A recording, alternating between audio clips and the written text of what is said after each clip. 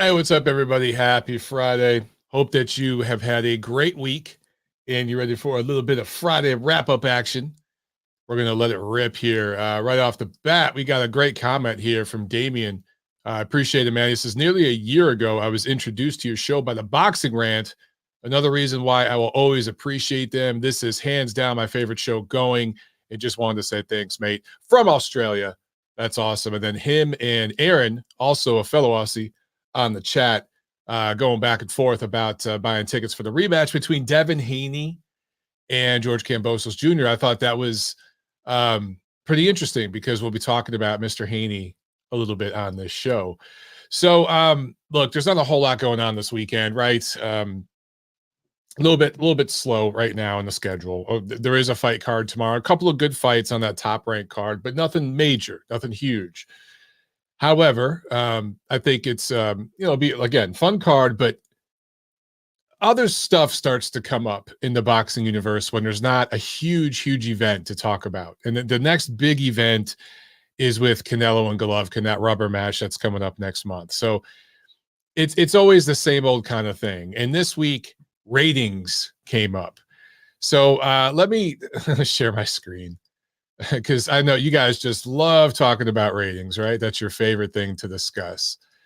So Mr. Devin Haney, the undisputed lightweight champion of the world, took some issues with a tweet that was posted about Ring Magazine's latest pound-for-pound ratings. So I'm sharing Devin Haney's Twitter profile right now, and scroll down the page here, and boom, you see it about halfway.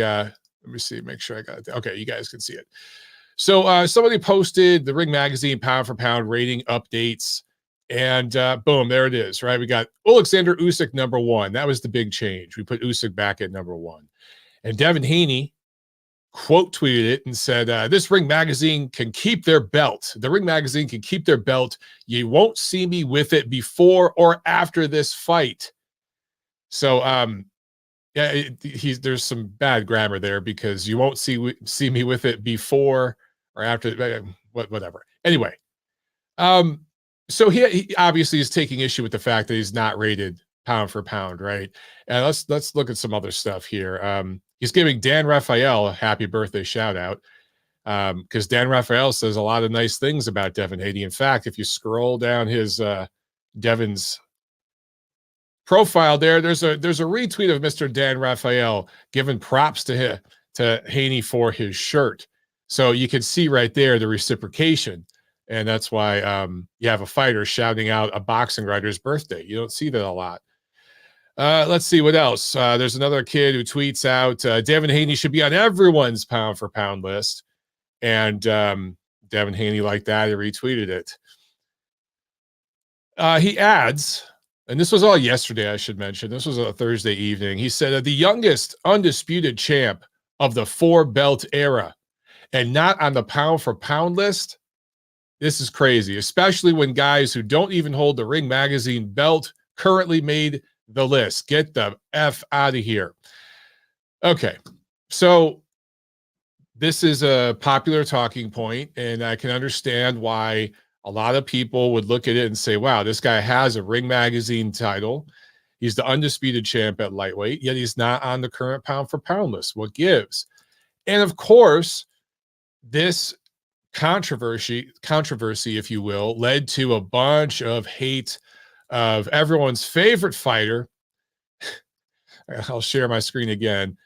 Vasily Lomachenko, right? And so I want to pull up here. I'm actually going to our site and pulling up the list for you guys. But man, Lomachenko just seems to trigger people in the worst way, man. I mean, people really have issues with this guy, and he really just gets the emotions going with some people. Anyway, so Lomachenko is ranked #6 on our list right now. Let me scroll down so you guys can see our current top 10. Let's see. Is that on the screen? Yes. Okay. So for those of you listening audio, we got Usyk #1, then Inoue, Crawford, Spence, Canelo, Lomachenko at #6, Bivol, Josh Taylor, Jermell Charlo and then Beterbiev. So that's our top 10.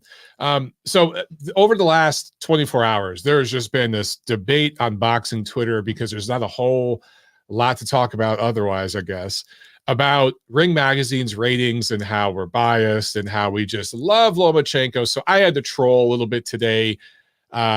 My man Doug Fischer joined me in trolling a little bit, and Steve Kim, who doesn't even write at Ring Magazine, he trolled. A bunch of you guys joined in with us, and we had a bunch of fun about this.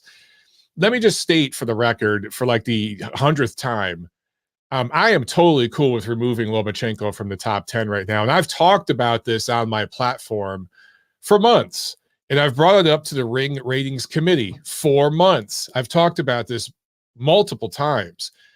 In my opinion, Lomachenko hasn't been active enough. It doesn't have a big fight negotiating right now. We know he's coming back. It's a solid opponent for, coming off of a layoff and everything, but it's not a big opponent. To rate top 10 pound for pound. And so what I would change about this list, other than maybe a couple of, the order, I'm cool with the names on this list, except for Loma. I would remove Lomachenko and I would add Shakur Stevenson, because I think him beating Valdez and Herring in recent times is actually better than what Haney's done. And I think it's better than what Loma's done over the last year. All right. Because he's been inactive. So that's, and look, understandably, I get it. I'm not hating on the guy, but it's just the truth. And let's see, who has he fought? I mean, I'm just going to pull up Loma's resume right now. So at the very end of 2020, coming off of the pandemic, he lost to Teofimo Lopez, right? And then Loma fought twice in 2021 against solid opponents, Nakatani and Kome. That's a solid 2021. Those are decent opponents. They're not elite. They're not top opponents, but they're good. They're solid. Kome is still a top 10 lightweight. And Lomachenko handled his business. He won those fights very, very easily, dominated. And again, he's doing this as a featherweight, fighting lightweights. People forget about that. They look at Loma as a lightweight because he's been at lightweight for a while. But the truth is he's a featherweight fighting at lightweight. So anyway, doing that in the past year, that's solid. But I got to give the edge to Shakur Stevenson recently, beating Jamel Herring and then basically retiring Herring almost. And then, and that was dominant. And then absolutely dominating Oscar Valdez, who is a two-weight title holder. Oscar Valdez, a little overrated, of course, but two-weight title holder, and technically came into that fight undefeated. So to me, that trumps beating Nakatani and Kome, even though Lomachenko was massively outsized in those fights naturally. So, I give that edge to Stevenson. Boom. I would switch that. Other than that, I'm good with these names. You might switch the order around, whatever. You could even argue removing Beterbiev, but my thing is he just unified another belt. He's been utterly dominant. In his win over Vojdik, and I know that's a few years old now, that's still anything better than Devin Haney, Shakur Stevenson, even Jermell Charlo and other guys on this list have done. So maybe not other guys on the list. Let me take that back. Arguably.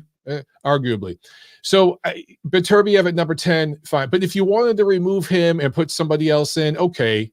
Maybe a Chocolatito, somebody like that, okay. But in my opinion, Devin Haney doesn't rate top 10 yet. He just doesn't. And I understand that he's undisputed. He's got the Ring Magazine belt. He's the highest rated lightweight that we have. If I stay on our site and go to our lightweight ratings, in fact, let me do that. Let me just do that in the interest of full disclosure. Let me go there. And here's our lightweight ratings. Now, look, we currently have Kambosos ahead of Lomachenko on this list. Okay.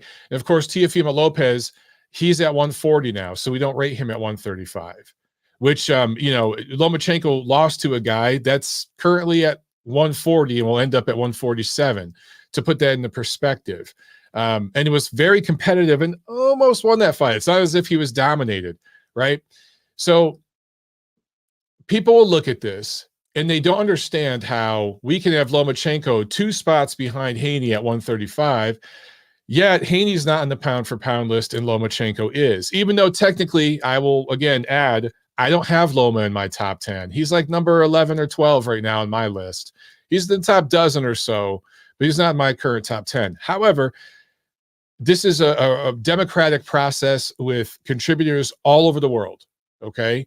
And, you know, a lot of people ask, but you probably have a bunch of Eastern European guys. Actually, we have zero. There are zero contributors on the Ring Ratings Committee from Eastern Europe. Zero.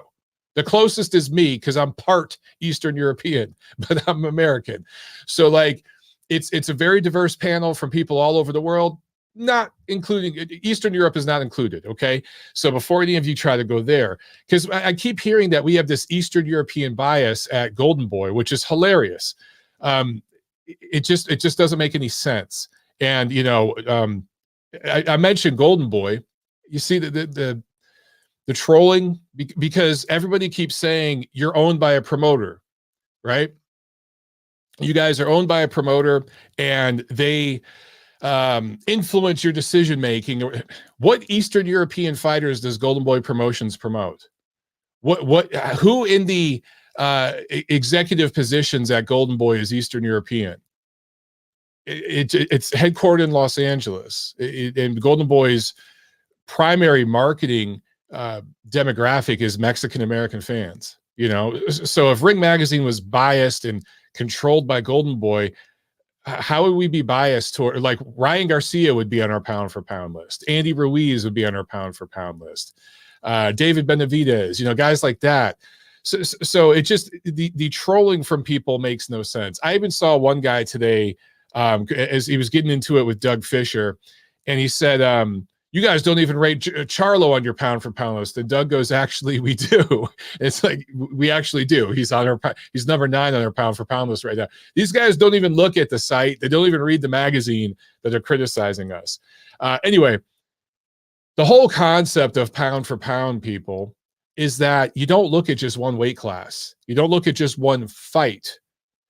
You look at the overall body of work. Now, this is the sport of what have you done for me lately? And again, that's why I edge Shakur Stevenson right now over Lomachenko. Shakur Stevenson's overall resume is a pimple on Lomachenko's resume's ass, okay?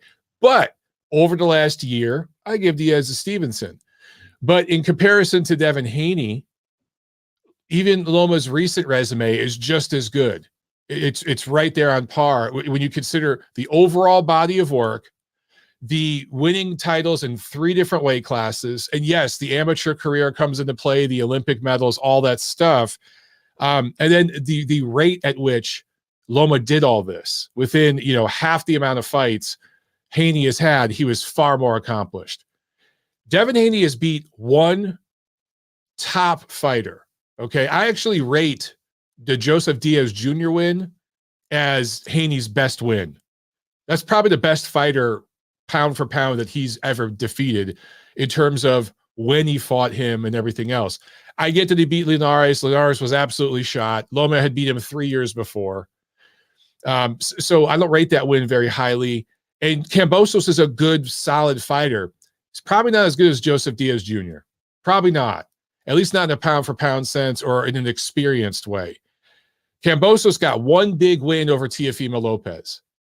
And then Devin Haney got one big win over Kambosos. You don't get on the pound for pound list off of one big win. Now, I say that, and I recognize that we rated Teofimo Lopez on our pound for pound list off of one big win. But he didn't beat George Kambosos Jr. He beat Vasily Lomachenko, who was right up there in the top 2 or 3 at the time.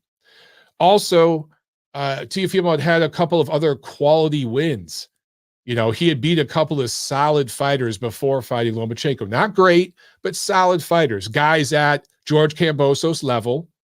And he dominated at least one of them. He knocked one guy clean out that was at Kambosos' level, at least at that time. Right there, maybe Kambosos is slightly better, but in the same stratosphere, right? And then he beats Lomachenko in the upset of the year, a guy that was rated in everyone's pound for pound list, at least in the top 5, if not the top 2 or 3, when Teofimo beat him. So that's how Teofimo got up there. And maybe it was a mistake to throw Teofimo up there so quickly. And maybe we're trying to learn from that mistake and not make the same mistake twice. So with Haney, you know, look, he's right on the bubble. And if him and Lomachenko fight next spring, which is the plan, that's what Top Rank wants to do. If both of them win their upcoming fights, they will fight early next year. And if Devin Haney beats Lomachenko, he's on the pound for pound list. He's there. And I think he'll probably surpass a couple guys near the bottom of the list. He'll be there. And Lomachenko will probably be off at that point, and that will bring on another addition, somebody like a Stevenson, who I feel is right there, right around number 10 right now too. So the new school is on the bubble, guys. But you can't overreact to some of these wins and some of these, some of the shiny, bright belts. You can't really overreact to that stuff. You got to like try to be consistent. And the one thing with the ratings committee, I don't know if people realize this. We don't get any recognition for doing what we do. We do it on top of all the other work that we do because we enjoy it, because we're boxing nerds, and we love to try to create the most, the fairest ratings that exist. And so it's not a perfect process. You're dealing with human beings, and opinions differ. And, there have been things that I've disagreed with, all along. And there are a lot of people on the panel that disagree with my opinions. Like we argue and hash it out, but we always go with the consensus. We always go with the majority rules. And so far, the majority of panelists feel that Lomachenko is a top 10 pound for pound guy, still based on his overall body of work. And while guys like Stevenson, Haney, etc., are right there nipping at his heels, they haven't quite passed him up just yet. And I'm good with that. I think that you could certainly make that argument. It's not a ridiculous argument. It's not out of bounds. Whether I slightly disagree or not, I understand it intellectually. I might give the edge to Stevenson right now, but that's just me.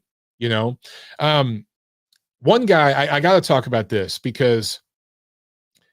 I got to talk about a couple things here because Ring Magazine gets beat up on by panderers, people who like to pander on boxing Twitter, the tribal jerk offs on boxing Twitter, and people in the media that want to keep access and like to pander and have political agendas and everything.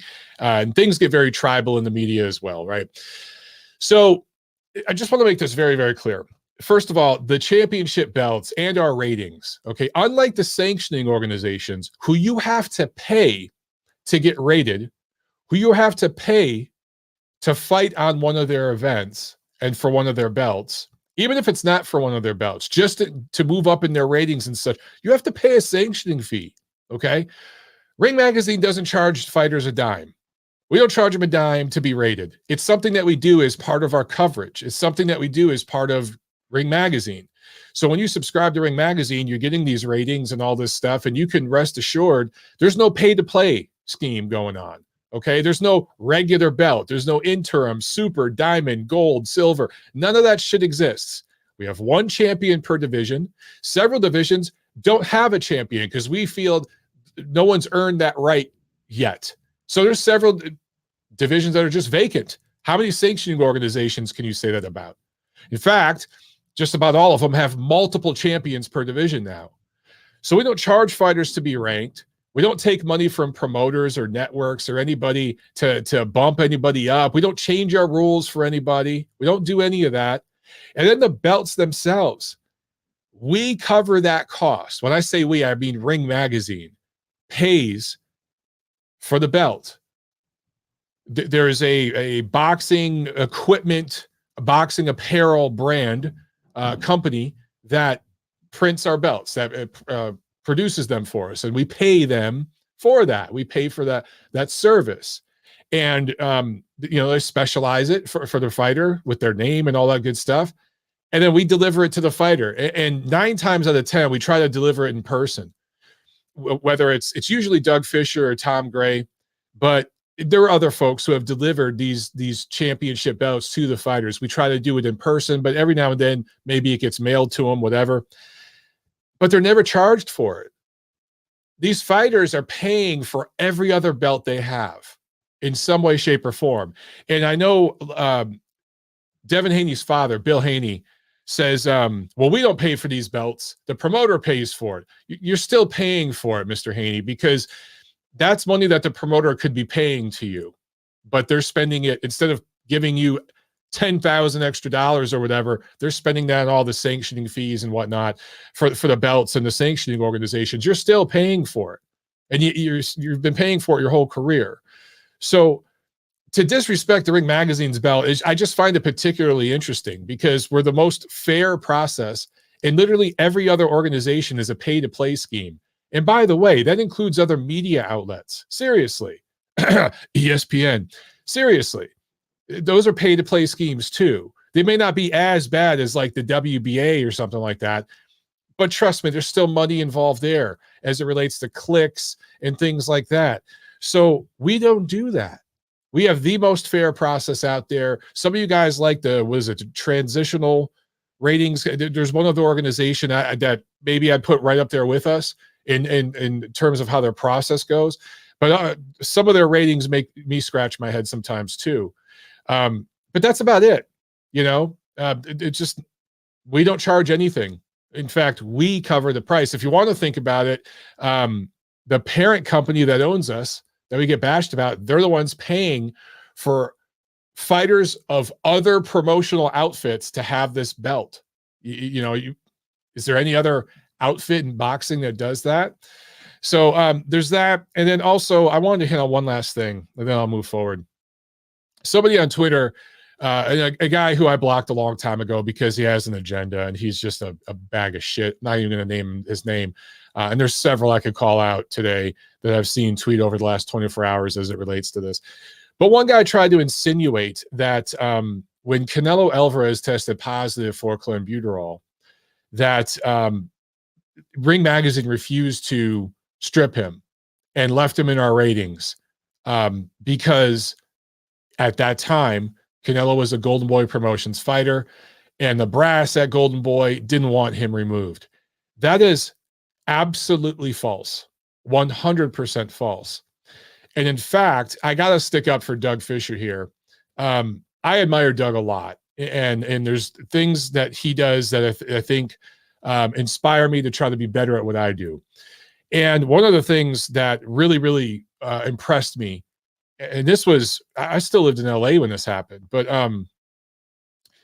Doug basically stood up to the Golden Boy staff. And I'm not going to name names over at Golden Boy. You guys could probably do the math here. It's not Oscar. It wasn't Oscar, okay? Oscar wasn't even really, Oscar has no idea what's going on at Ring Magazine. Like, he's utterly clueless. He has no idea what's going on. It wasn't him, but I'm not going to name who it was. Was vehement. He was adamant that Canelo Alvarez was to stay in the ratings. He was to not be stripped of his Ring Magazine belt. He was to stay in the middleweight ratings, or I think he was the middleweight champion. Or actually, no, just stay in the middleweight ratings and stay in the pound for pound ratings. And Doug stood firm.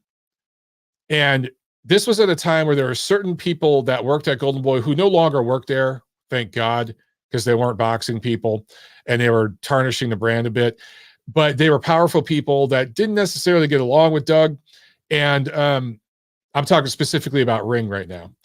And they were kind of on the side of not removing Canelo as well. And anyway, Doug stood up to the machine and took a stand at the risk of losing his job, literally how he pays his bills and feeds his children. Doug is a family man with a wife and children, okay?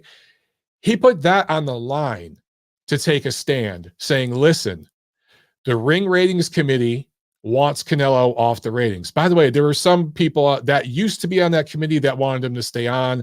I'm not going to name names. They no longer write for Ring. They write for other platforms. Sources. Sorry. There were several people, a couple, that wanted to keep Canelo on. They were voted down almost unanimously by the other 99% of the panel that wanted Canelo off. That said, listen, this guy tested positive for performance-enhancing drugs. He's been suspended for 6 months. We have to remove him. And so we did. And the only reason we were able to do that is because Doug Fischer went to bat for us and stood up for us and what we wanted to do. and he had principles. And I don't see that a lot in media. Steve Kim is another guy I can talk about that has, at the risk of his public profile and things, stood up with principles to the machine. I've seen a handful of guys do it, but not many. But as it relates to this entire rant in Ring Magazine or ratings and stuff, I got to bring up this situation with Doug. And so when I saw that, I was like, man, this is a guy I want to work with. I want to hitch my wagon right there because this guy gets it. I want to be like this guy in terms of the ethics and standards that he has.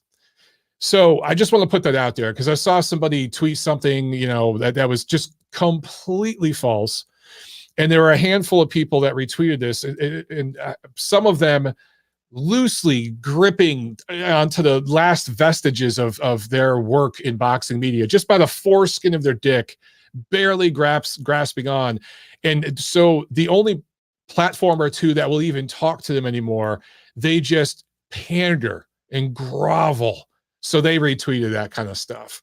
I'm not even going to call these people out, but it's amazing, dude. It's really amazing to see this kind of stuff. Okay. Let me get a couple super chats real quick. Aaron, what's up, man? Thank you so much. He says, Mike, Spence at number 4 on Ring and number 3 on ESPN is the biggest abomination in the history of boxing. It's saying you can be at the top facing zero adversity.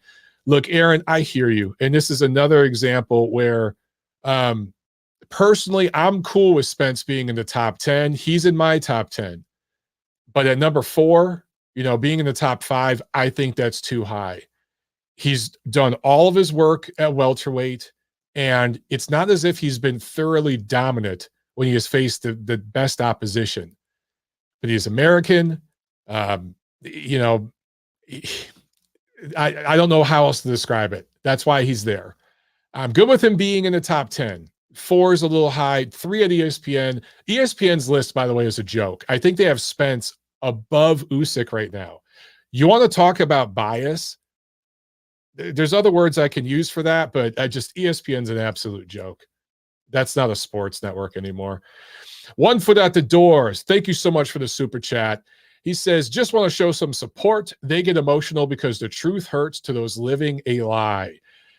Yeah, look, I don't know. Lomachenko, how can you say he's not one of the best fighters in the world over the last 5 years? And one of the best amateurs ever. Why should that bother anybody to say that? I don't understand it, man. I don't understand why that would bother anybody. But it does. It really, really bothers people. And Loma's one of the guys that they really jump to. It was Golovkin for a while. Remember that? We're like anything. You could be talking about Elvis. You'd be like, oh, Golovkin. You could be talking about the Coming to America, one of my favorite movies from the 80s. But what about Golovkin? Hey, look at that piece of toast on the ground. Why would someone throw a perfectly good piece of toast on the ground? Golovkin! Everything just somehow related to Triple G. And he's kind of phased out. And then Loma became the guy. They're starting to move on to Usyk. And I notice a pattern with this every time. It's kind of scary. I'm not really allowed, to call it out, but there are certain patterns there. Papa Chubby with the super chat. Thank you so much. He says the pound for pound debate never ends because everyone has different criteria. I'm old school. If all fighters are the same weight, who has the best skills? Well, Chad, you're a smart guy and you absolutely know boxing. So yeah, I'm old school like you. I mean, it's a mixture of things, but so many people rate pound for pound based on potential. Oh, well, Tank Davis would beat this guy if they were to fight, and he would beat that guy if they were to fight. So he's on my pound for pound list. What? If you have Tank Davis on your pound for pound list, which ESPN does, and you don't have Usyk in your top 2 or 3, which ESPN does, you're a joke. You're an absolute joke. And ESPN, by the way, has a panel of people, but most of them are bigots, politically anyway. They're lunatics on the fringe extreme politically. And so they have an agenda with everything that they do. So it just, look, man, it's just a pound for pound list, guys. I think some of you take this shit way too serious. But to accuse Ring Magazine of having some sort of trail of bias here that goes back years, and we're biased towards these fighters and we're against those kind of fighters. If you look at our pound for pound list over the last decade, you will see representation from every corner of Earth. Seriously, look at it. There's no like dominant group of fighters. There's ethnically, nationally, continentally, they're from all over the place. And we also don't favor big fighters over little guys like a bunch of organizations do. We're not overly American biased. There's only a handful of Americans on. Dude, this is a global sport. It's a global sport, guys. So your pound for pound list should have probably fighters from all over the world on it, because that's what's happening right now in the sport. But some people are living in the 1970s, dude. They don't want to let it go. They don't want to join the 2020s. Sam with another super chat. Thank you, Sam. Always dropping super chats, bro. I appreciate it. He says, I'm sorry, but way too much talk on pound for pound list. It doesn't matter that much. It's all speculation. Make the fights and the winner moves up. I hear you, man. I hear you. I just had to address it because I see, somebody who I really look up to in Doug Fischer getting beat up. I feel the need to defend him. And I see Ring Magazine getting beat up. And I feel a need to defend this brand. Look, the Ring Magazine has been around for a century. We're older than the sanctioning groups as they are now, right? I mean, the WBA goes back to the NBA, like way, way back. But like Ring Magazine's older than all these groups. Our belt is historic. It's literally a century old. And I understand that there's been some turbulence and things like that in the past. I get all that. But I can tell you guys this. Fighters love being featured in Ring Magazine. I have talked to literally dozens, with an S, plural, dozens of fighters, including fighters that I haven't written articles about, just guys I've talked to at functions and fights and stuff like that, or maybe had in the show. And dozens of fighters. And they are always adamant. Man, I knew I made it when I got in Ring Magazine.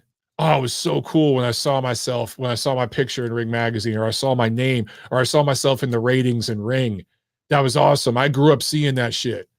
I've been told that so many times by so many different fighters. I've been told that in different ways from other people in media and from promoters, publicists, managers, trainers that are like, man, that's so cool. When I first saw my fighter get in a Ring Magazine, or when I was featured in there as a promoter, they mentioned my name, whatever.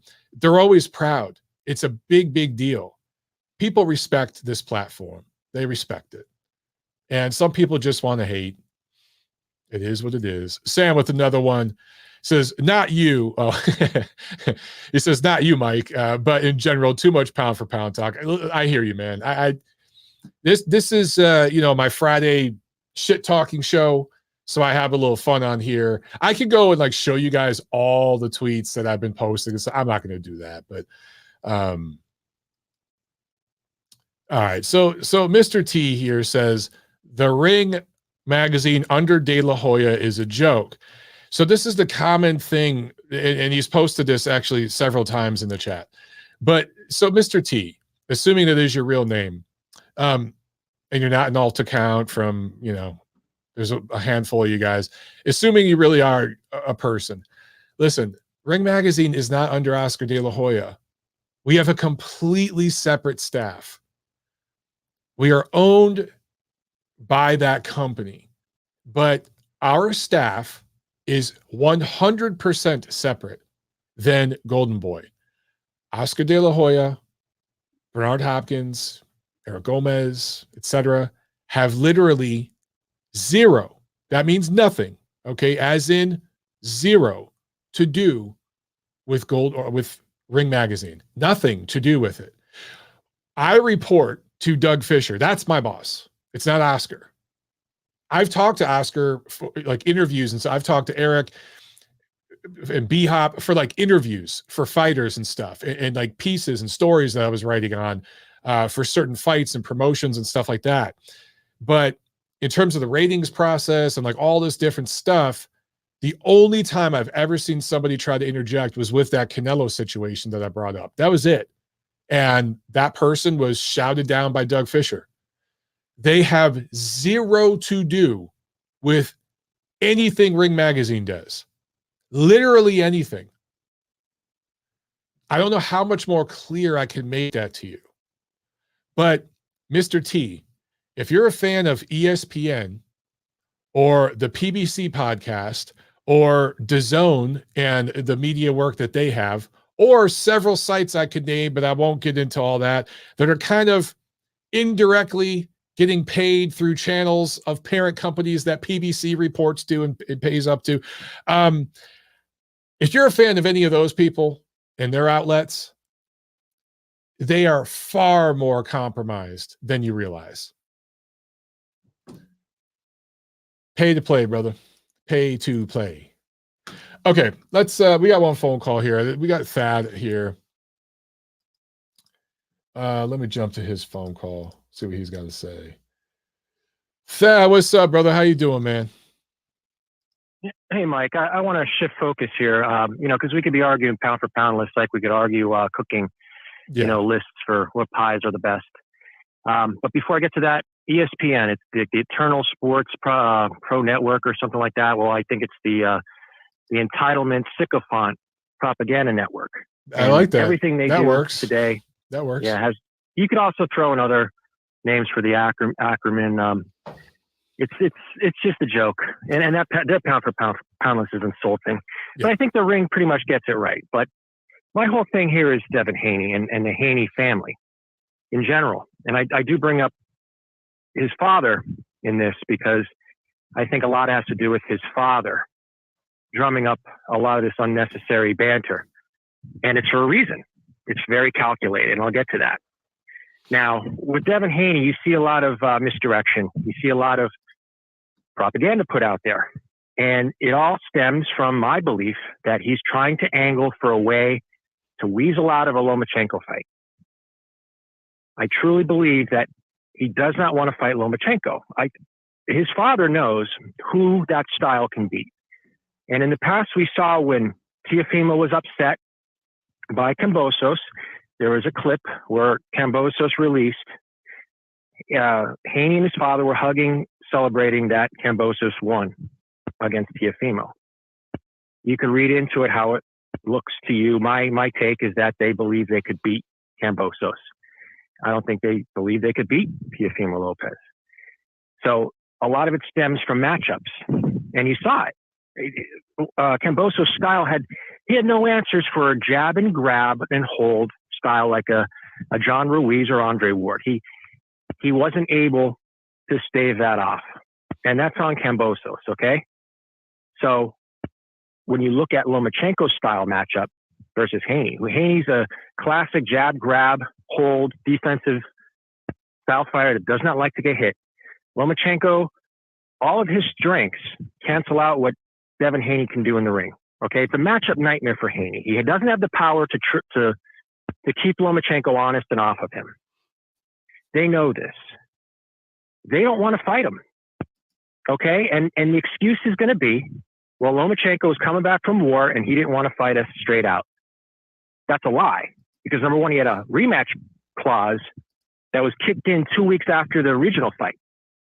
But they want to lead it out to believe that, no, I could have fought Lomachenko if we paid Kambosos a step-aside fee. That was bullshit. His fans are now taking that verbatim, and they're saying, well, Lomachenko ducked him for a second time. And we all know, we go back and discuss the first time, which is absolutely ridiculous. Jose Suleiman explained that to a T, how that was nothing of the sort. Haney was not even a mandatory at the time where Lopez and Loma were about to fight. Haney had no bearance on anything in those rankings. If anything, Devin Haney, all right, if he would not have enacted his right for that email belt, if he would have just stayed number one contender, said, no, I don't want an email belt. I want to fight the winner. I want to be mandatory for the winner of Lopez Lomachenko. All of this would have been immaterial, but he didn't do that. He chose to have that belt. Now, is that right or wrong, Mike, if you want to interject? No, I mean, that's pretty much how it all went down. For the record, I believe Loma and Haney are going to fight next year. And the reason why I say that is because that's what Top Rank wants. And they have a contract with Haney. Yes. He's going to have to play ball. So I think that fight happens. And I think it's a way, I think the business of boxing for Top Rank is to kind of try to cash out with Loma and to move forward with Haney. He's the new guy, right? That's what I see happening. But I mean, a lot can happen between now and then. Well, then why did Devin Haney come out and say that he's going to move up to 140 after this Kambosos fight? He was okay. Look, if he really does that, if he really moves up to 140, then it is what it is. And all this talk, it will it'll go away, and people will have short memories. You know how that works. But the kid is big. The kid's going to be a welterweight. He's going to be a welterweight. He's a lot naturally larger than Lomachenko. So that could happen. But if we end up, I'd love to see Haney and Teofimo Lopez. I'm with you. I don't know if Haney's side wants that fight, but hopefully we see it. I really have no interest in Devin Haney except for him to man up against Lomachenko and fight the guy who literally gave up his right to a fight with Kambosos. He was supposed to fight Kambosos in Australia for the same contract. He deferred, for his wartime aspects. And Haney stepped in. Now, Haney, if anyone with honor and integrity would fight Lomachenko, for all the marbles. But with Haney saying, oh, well, Lomachenko doesn't want to fight me, he needs a tune-up. He put that narrative out there. It was a lie. It was misinformation, but it's for a reason. It's very calculated. The Haneys, they've been around boxing for the entirety of their life. And Haney's father, if you really want to know who his father is, just read, I had to pay money to get this, but to read the affidavit of his arrest record, to show what he did in that interview with the cops, to deflect all accountability. It says a lot about character. And when you're raised by a man like that, it would not surprise me to see Devin Haney move up to 140, then challenge Lomachenko and say, fight me at 140. If you don't want to fight me, then you duck me, and now the saga's over forever. That's how I see it play out. I know Top Rank, they want that fight. I believe it differs from your opinion slightly. I think that in a perfect world, they would see Lomachenko win that fight. And then they would match him up with Shakur Stevenson, who is a much better matchup, style-wise, for Lomachenko to beat him. I think that's a 50-50 fight based on styles, but with Lomachenko aging, I think Shakur Stevenson would probably be a pick'em against Loma at the very least. But right now, if you want to look at odds, Lomachenko is a 2.5 to 3 to 1 favorite over Devin Haney if they do fight. That's the professionals. That's the betting odds. Okay, and 2 years ago, there was a site that put out those betting odds, and it was 6 to 1 Lomachenko. So for all those people out there thinking that Haney was this boogeyman and people are scared to death of this guy, think again. Haney was only a 2 to 1 favorite over Kambosos. Okay, Teofimo opened up at 11 to 1 as a favorite over Kambosos, and Lomachenko before the war in Ukraine was a 9 to 1 favorite over Kambosos. So again, let's stop looking at Kambosos like he was an all-world fighter. He wasn't. Right. And this is to clear up the bias that Haney's putting out there. Evander Holyfield, when he beat Buster Douglas, Buster Douglas pulled off an upset against Tyson. Holyfield beat Douglas. Douglas was a 3 to 1 favorite over Holyfield. Okay, but Holyfield didn't get any credit. He didn't get any credit until he really beat Riddick Bowe in the second fight. And then even people were talking, well, no, he still never beat Tyson. That's when Holyfield got recognition as a heavyweight, when he beat Tyson. Right. So Devin Haney, to think that there is bias, for whatever, I know what he's saying, why the bias is, it's not true. It's because you beat George Kambosos for the belt. It's not about here's a misconception. It's not about the belts. Right. It's about who you beat exactly to get the belts. That's exactly what I tweeted. I took Devin Haney's tweet yesterday and I retweeted it and I said exactly that, Thad. And it got some interesting responses. Most people agreed, but a few people got really butthurt over it. And I'm not on Twitter, so I mean, I don't have a lot of you missed the freak show. You missed the daily freak show that exists there. It would rule my life. I do other things, and I only have time for a couple things, and Twitter, I just can't do it. Okay, I'm in the middle of landscaping my house right now, and I love to hear the Friday show. I could, put it on and take a little break, give you a call, because this is what I've been wanting to talk about for the last 2 weeks, was this Haney Lomachenko situation. And as a boxing fan and a purist, I want to see that fight because there's bad blood. Haney is passive-aggressive attitude. He said he'll never lose to a white boy. That was his quote. Oh, yeah, he did say that. Circa Bernard Hopkins. Yeah. So now he's on the record. Yeah, but you know what? Here's the thing. I do think that was obviously a racially charged comment that hinted at racial superiority and inferiority, in his opinion, much like Anthony Joshua was.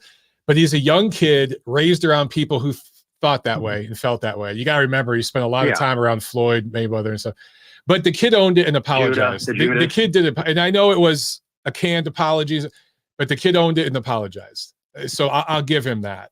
I will give him that. But it does kind of show you the mentality. I understand.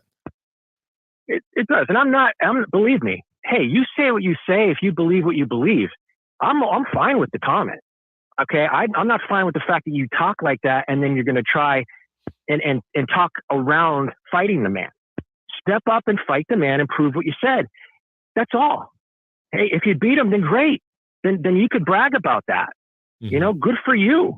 But if he's going to sit and run interference and try to weasel his way out of a Lomachenko fight, then that says a lot about your character.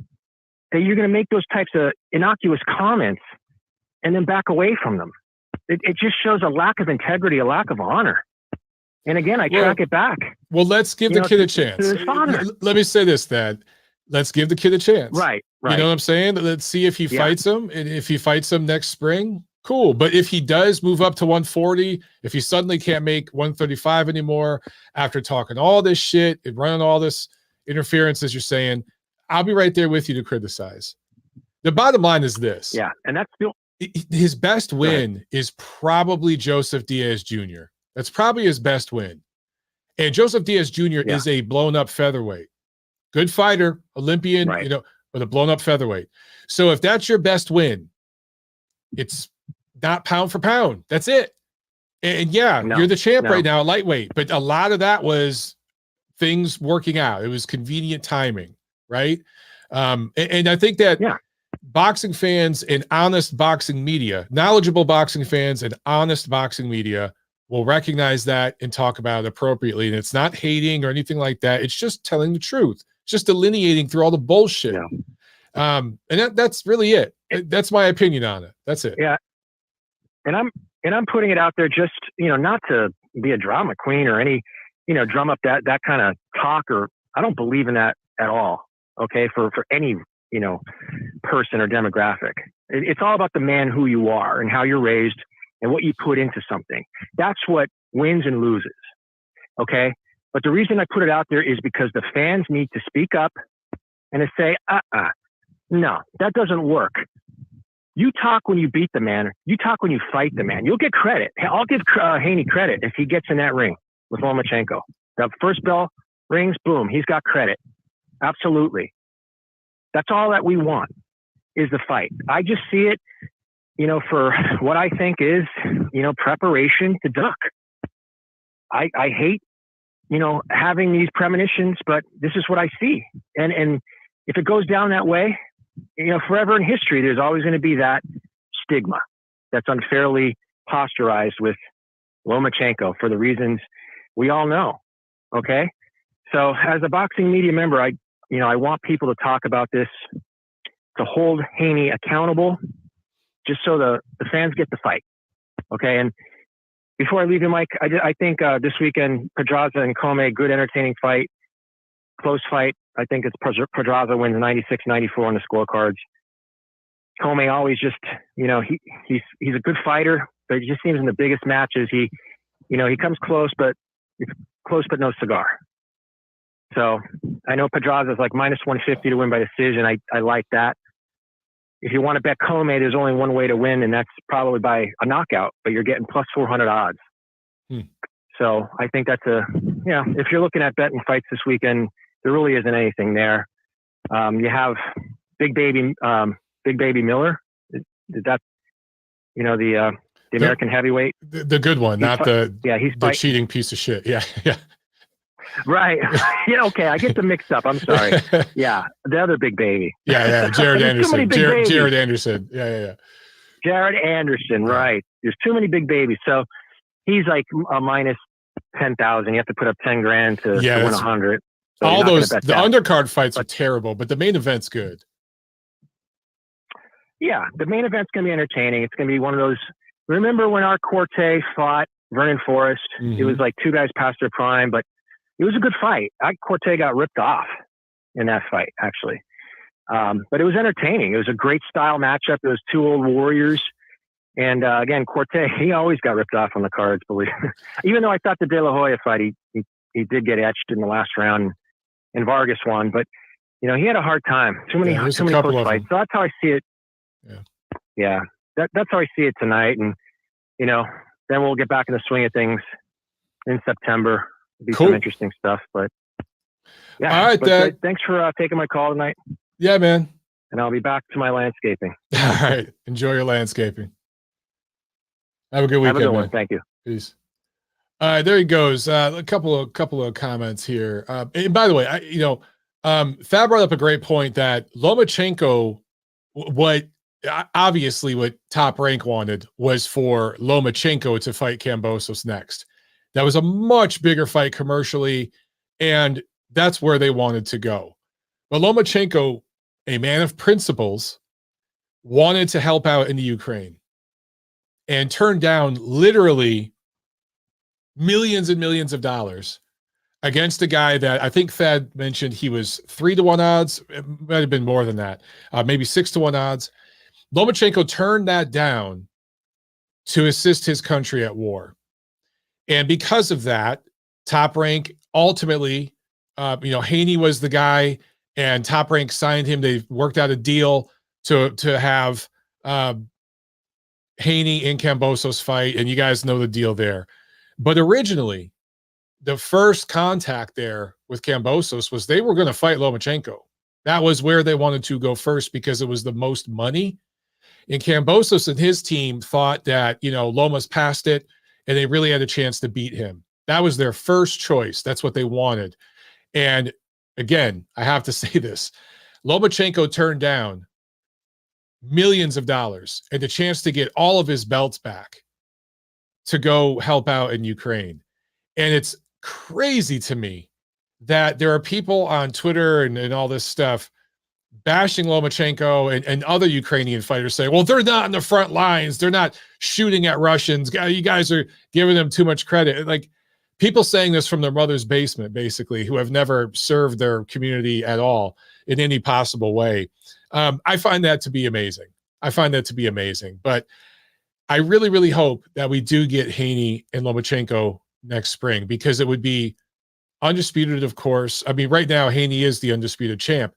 But it would be, if you're a Haney fan, it's a chance for him to get that passing of the torch, symbolic passing of the torch kind of matchup, where the old school, the OG guy who really did clean out the division and grabbed all the belts before he lost them, kind of did the dirty work. He would be the guy that if Haney beats him, he can kind of go to that next level. He'd be on the pound for pound list. He would be, his brand recognition would be more, and he'd have a future Hall of Famer on his resume. If you're a Lomachenko fan, you want to see that fight because it's a chance for Lomachenko to get back to the undisputed championship, right? So that's a great matchup for several different reasons, and it would be marketed very well, and I think it do numbers. Even though Haney is not a very exciting fighter to watch, I think it would do fairly decent numbers here in the States. I remember when Lomachenko and Teofimo Lopez fought, how many million? It was several million watched that live. And nobody knew who Teofimo Lopez was outside of diehard boxing fans. It's not as if he was this household name. And that fight did ratings. So I do think if Lomachenko and Haney fight for a complete undisputed, given the angle that ESPN will go with the war, you know, and all this with Lomachenko and stuff, I do think it'll do numbers. I really do. Anthony Santiago with the super chat. Thank you so much, Ant. Says, what's up, Mike? Looks like Murat Gassiev fought today. Do you think he can make any noise at heavyweight? What? Let me look this up. I did. Because he is supposed to have fought like 100 times over the last couple of years, and the fights always fall through. He asks, also, where do people get their favorite boxers' apparel? Need some Triple G shirts for the big fight. And then I thought I saw another one from you, Ant. Yep, he adds 2 of the same judges from Canelo Triple G2 judging 3. Oh, really? Man, I'm out of it today. I didn't see any of this news.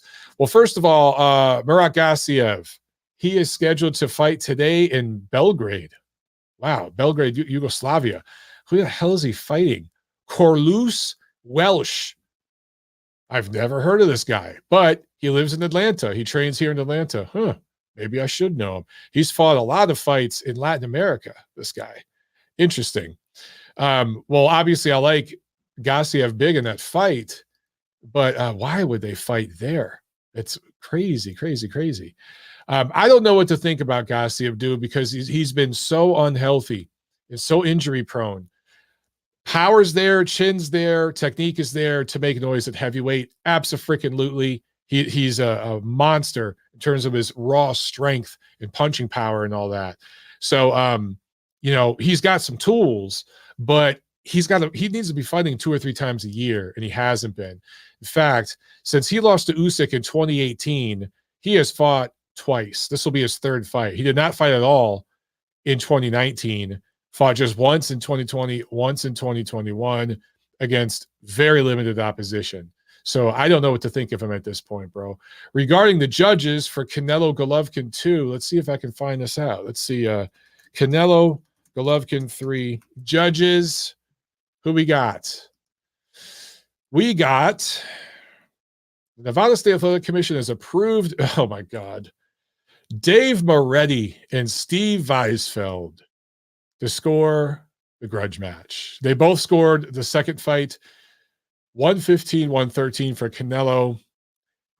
Wow. You know, I like Steve Weisfeld, but Dave Moretti for me. Yeah, it says right here, Moretti has judged each of Canelo's last 7 fights in Las Vegas going back to 2017. That's the problem. That's the problem. Moretti and Weisfeld were there for Canelo Bivol and scored at 115-113 for Bivol. How they gave Canelo 5 rounds in that fight, he might have won 2 or 3 tops. That kind of tells you everything you need to know. Wow. Well, expect more of the same, ladies and gentlemen. Expect more of the same. I saw one comment here. Okay. So this guy here in the chat, Jamhold88, says, tell us Lomachenko's best win. Why don't you tell me Lomachenko's best win? Why don't you? I mean, if you're trying to compare Lomachenko's resume to Devin Haney's or to most of the guys in the pound for pound list right now, you're going to lose. The Gary Russell Jr. win in his 3rd pro fight, dominating Gary Russell Jr. And I know it says majority decision because Lisa Giampa was pandering that night, but that was an 8-4, 9-3. I was ringside, okay? That's a better win than Devin Haney, Tank Davis, Ryan Garcia all have on their resumes combined. That one win is better than all of their resumes combined. Yes, I said it. Doing that in your 3rd pro fight, by the way. The loss to Orlando Salido is better than Ryan Garcia's entire professional career, and probably Devin Haney's too. The loss to Salido, when you consider it was his 2nd pro fight, and he almost beat him. Do you understand what I'm saying? How many guys did Lomachenko retire? How many guys retired after fighting Loma? An undefeated Nicholas Walters, right? How about beating Guillermo Rigondeaux, who was on everyone's pound for pound list, top 5, top 3 at that point, forcing him to quit? How about that? How about Jorge Linares, who is the lineal lightweight champion of the world? Not the version that Haney fought, the version that Lomachenko knocked out. How about that? But you'll go to the knockdown when he dropped Loma. I don't understand what you guys want. I don't understand what you want. Sam A with another super chat says, I disagree with Thad. I got Comey by KO. That'd be impressive for Comey, in my opinion. That'd be impressive. Oh, Ant is saying that Gassiev already won by KO. Okay, it's not on BoxRec yet, Ant. The result of that Gassiev fight. But it's, it's from, overseas. So sometimes it takes longer to get that. Hawker in the chat says, I heard that Bill Haney was saying Usyk and Loma were cowards. Yeah, I saw that. It was on one of those LUBC channels. I have no comment for that. I just have no comment. That's just insane. But yeah, if Canelo Triple G3, look, I'll talk more about that Monday on the Neutral Corner because I want to really look into these judges. And I just want to see how involved they are. Look, I think we have a call from France, so I'm going to jump ahead to this call. Let me see if we can get this. France, you're on the line. What's up? Hey, Michael. Michael, thank you. I'm very good. It's Johnny from France. Thank you for taking my call. It's the first time I call. I'm very happy to have you on the line. And just wanted to say a few words about politics. For the last month, it's been very, very sad to see all the boxing tweeters gone all directions, and really, it's very sad that we can't enjoy simply the sport we love. Really, that's all the stories with Haney and all. Yeah, very. You see, like people get to tend to go in a band and choose a bandwagon, and they don't seem to appreciate the sport really, because we had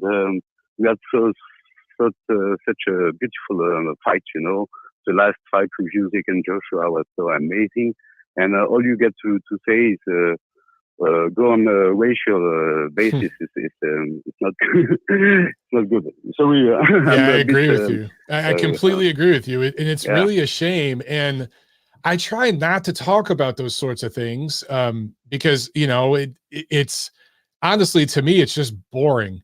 But sometimes I have to address it. But I'm with you. I thought that was a great fight last Saturday, and things like race and demographics really should have nothing to do with it. It was just a really great heavyweight fight between two really, really good fighters. That was it. Yeah, let's be honest. It was like a fight of the decade, and Usyk, in my opinion, is a fighter of a decade, and even more. Maybe we can, in a few decades, we'll see Usyk like of the likes of Joe Louis and Muhammad Ali, I'm sure, because what he does is impressive. You cannot see an heavyweight fighter moving, choosing angles, moving all the way along, and being a threat at the same time. It's really something never seen at heavyweight. Really, never. Yeah, I mean, he seems to be a generational talent. Now, I still want to see Usyk fight Tyson Fury. I really, really want to see that fight. And if he were to beat Tyson Fury, we're talking about an all-time great fighter at that point. I think he could be one of those guys that's just very special. That's just different. But you see, Fury is reluctant to fight Usyk. He didn't want to fight Usyk in the first place. Yeah, you can really see that. And that's an economical point of view, obviously, but not only. I remember seeing a video back a few years ago, and Usyk was around the ring at the fight. So I can't remember which fight it was, And Tyson Fury took a look at him and say, "Oh, show me your tall you are, show me." And he would grab his shoulders like this, and you could see in the eyes that like Tyson Fury was already judging Usyk, because Usyk is just the same as Loma, is a generational talent in the amateur as well. Very few losses, and he's done everything in amateurs. He fought in weight. He fought many times with better bear, sorry, back then. Mm-hmm. And I think if you add the amateur background and what is on a professional, it's something unheard of. I can't see anything comparing to this. Yeah, I mean, the amateur background is why Usyk and Lomachenko were able to move so quickly in their professional career and fight for titles very, very early. There's a lot of fighters that, you know, they spend 20, 30 fights developing, and these guys were fighting for world titles right away. And that's, to me, what separates them and makes them stand out. When you have hundreds of amateur fights at the international level too, at the global level, because that's another thing. There's a lot of fighters that have 100, 150 amateur fights, but they're all domestic. You might be fighting the best fighters in your country, but you're not necessarily fighting the best amateurs in the world. These men were fighting the best amateurs in the world. As kids, they were doing this. So I think a lot of fans don't realize that, and they take all that experience with them, you know, into the professional ring. Yeah, of course. And the way to adapt the style during the fight, and the way to adapt undo the opponent's aggressiveness in the first round. You can really see when there is a strong amateur background. And the Ukrainian school is exceptional. Because in this generation, you get Lomachenko, you get Usyk, you get Deravianchenko, you have Grozdik. And this school is fading out, but this generation is like exceptional. Like, you got only great talents, only lefties, by the way. Yeah, I completely agree. And to me, that's one of my favorite aspects of boxing, is that you get, I call them waves, but you get a wave of talent from different parts of the world. And for a while, we saw many great amateurs from Cuba, and the Russian system produced a lot of great fighters. And now you're seeing more fighters. You mentioned the Ukrainians. They're having their moment. Uzbekistan, the UK has produced some great amateurs. You're seeing different programs step up their amateur system. France has had several good fighters come out of the amateurs in recent years who turned into quality pros. So when you get all this different representation from different parts of the world, I think it just enriches the boxing scene overall and makes it better. And that's one of my favorite things about this sport. Yeah. That's true. And as a matter of fact, you're right. We got to Uzbek school right now, but the Uzbek school tends to not be, as well prepared for the pro game as the Ukrainians school. Yeah. Sorry, my accent is. No, you're doing good. You're doing very good. You're doing very good. Thank you, thanks, mate. Thanks, Mike. I'm a bit surprised because it's my first time on the show, and I was a bit. Just one thing related to the resume, people on Twitter and everywhere tend to say that Golovkin, he doesn't have a good resume. He didn't fight good guys, good fighters. He didn't fight a lot of champions, but. You always have to take a closer look at resumes. He fought a guy named Ishida, a Japanese guy, Yep. In Monte Carlo. It was like something around 2013, 14. And people would say, well, Ishida is only a Japanese guy, and he knocked down KO in 3 rounds, sorry. 3 rounds, okay? But Ishida was the guy who just bet Kirkland. And Yes. And Ishida was a Japanese fighter who obliterated Kirkland, just the last fight, you know. And Canelo fought the damaged Kirkland while Golovkin fought the undefeated Japanese fighter, you know. So you would think Kirkland is a better name than Ishida because in the first place, but the same with Martin Murray. Golovkin bet Martin Murray and Martin bet Sergio Martinez, but people will say that Golovkin never fought Sergio Martinez. It's just that it just bet the guy who just bet Sergio Martinez, and exactly. It's always and Sergio Martinez, Miguel Cotto, none of those guys wanted to fight Golovkin, and I don't blame them. But they did not want to fight Golovkin, and it's not Golovkin's fault. But to say that he hasn't fought anybody, well, I mean, that's just not true. It's just people may not know who Ishida is. They may not know who Murray is. So good fighters. They're not great, Hall of Fame level fighters, but they're very good professional fighters. And Golovkin absolutely dominated them, crushed them. So, But Canelo at the same time, he fought Hall of Famers, right? Mm-hmm. Why they were not Hall of Famers anymore? They were not at that peak anymore. If you beat Shane Murphy at 28 or 34, it's not the same.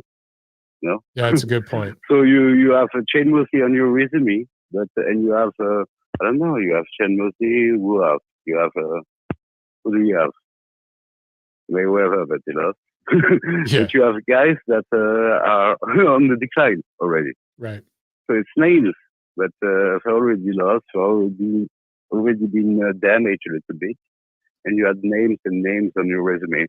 And he dared to say, well, how many champions did Golovkin fight while himself he had his resume all padded, all the way padded. Or he fought, he did what he wants with weights and by his way, rocket fielding and all, and really, sorry to say that, but I mean, what is the fight game is too much on, what do you say, hype, hype. Too much hype. Yeah, that's the business, man. That's the business. Up and if I got split, Yeah. No, but not hype in a way, sorry. But it's hearsay, People tend to doxa, a bit of doxa. That's what so people say, well, Golovkin has a weak resume. That's doxa. Yeah. That's an opinion. And like everybody shares opinions and they don't go behind the point, behind the point to see, well, you can look at the resume and you see how many undefeated fighters we fought, Right. That's a good point. I wanted to check and I forgot the number. I went to check a few years before and you see on the Golovkin resume there are far more undefeated fighters when they first fight the first loss is to Golovkin. Yeah, there's several fighters. He fought Canelo. He fought several undefeated fighters. I know, I got to give credit to Anthony Joshua. He's another guy that's fought several undefeated fighters and handed them their first loss. Oh, obviously. I think fighters. I really appreciated Joshua last fight. Really. Yeah. Tremendous. I think that, the problem is there's just too many fans who are just not very educated on these sorts of things. And then there are some, particularly American fans, and I'm saying this as an American, there are a lot of American fans who don't understand that America is not the epicenter of boxing anymore. It's a global sport. And just because a fighter is an American doesn't mean they're not good. So, what's your name, brother? I didn't catch your name right now. I'm sorry. What Johnny? Jonathan. Oh, okay. Johnny, you can, Jonathan. Yeah, man. I got a couple other calls. Job on. Thank you so much, Mike. It was a bit clumsy It's the first time I call, and I'm not an English speaking. No, you did great, Jonathan. You did great, man. I was going to say, call back. All right, call back sometime. Thanks so much, Mike. Have a good day. Thank you. You Bye. too. Yeah, I think Jonathan did great, man. For first time calling into an English speaking podcast, I think he crushed it. That's difficult, man. I've called into conference calls before that were speaking Spanish and conference calls that were speaking Italian, and I didn't dare ask a question. I just listened, and I only got like half of it because when people start going into dialect and stuff, it's difficult for me. But to call into an English speaking podcast and English is not your first language, that's intimidating. I did a good job. And basically what he was saying is, these guys don't get enough credit for the resumes that they have. And I think the point is there's just some fans who don't understand that there's a world outside of America called Earth.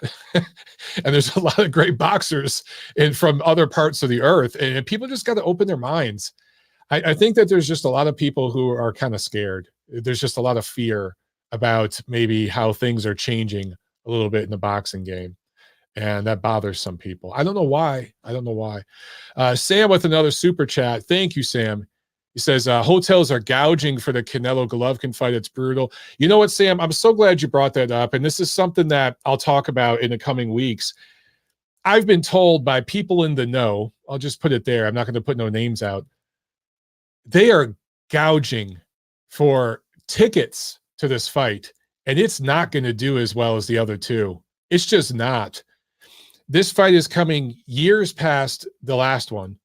Look, it's still a big fight. Don't get me wrong. It's still commercially one of the biggest fights you can make in the sport. Don't get me wrong, okay? On a global basis, yes. But here in America, pay-per-view on DAZN, gouging for ticket prices, gouging for hotels. I've heard, Sam, from multiple people, ticket brokers and such, that the tickets are grossly overpriced. They're not moving at the rate that the first two did. This is going to be a tough one.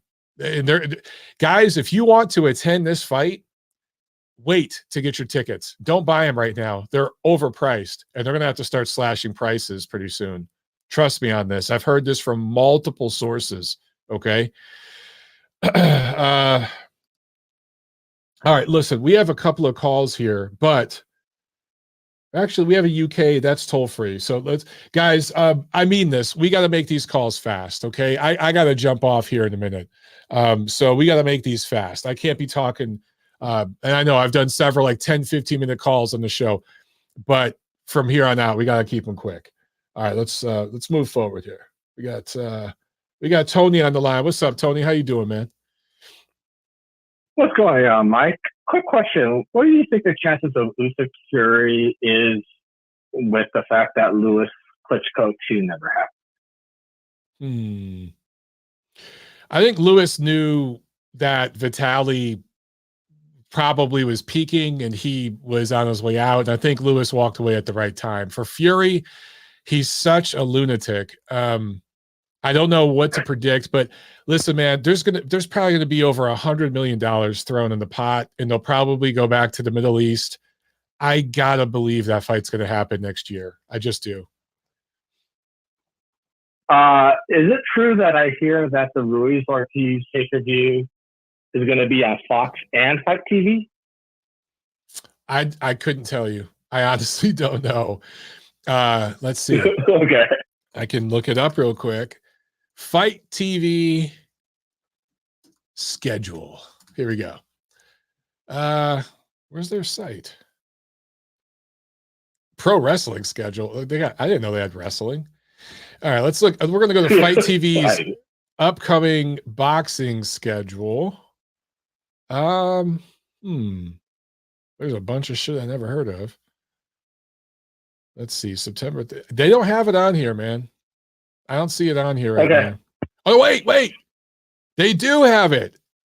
They don't have it in order of the dates. Oh, okay. You know what they do? Holy shit. Yeah, they got it in Spanish and in English. Now I wonder what the price is. $75, dude. Wow. Okay. Pay-per-view on cable and pay-per-view streaming. Okay. Did you hear Taylor vacated the IBF?